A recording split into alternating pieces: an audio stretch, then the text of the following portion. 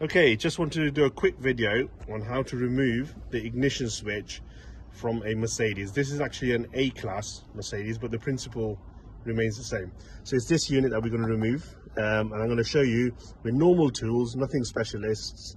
Okay, normal screwdrivers I'm going to use. This is a Torque 20.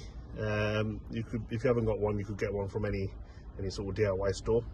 And then 2 flat-bladed screwdrivers.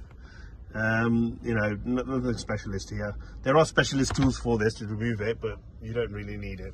On this video I'll show you without specialist tools. Okay, so let's crack on. I'm not sure I understand. Okay, so first of all what we're going to do is we're going to remove this. So in here there's 2 little noggins. We're going to flick them round and then this will turn around. So let me just show you.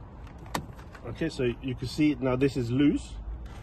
Look, there's a little ring there. That's loose now.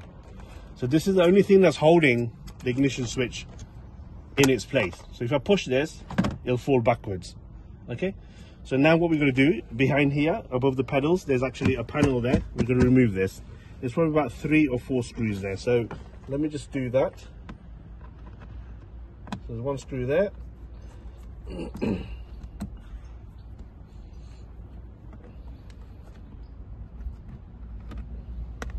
There's another screw here.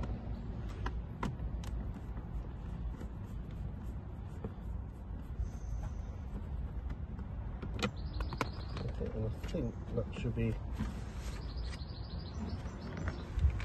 it. Okay, so let me just remove this panel here.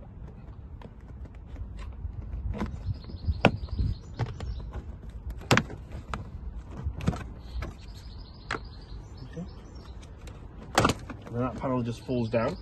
Okay, and if you put your hand at the top, you'll feel that you've got access to the ignition switch.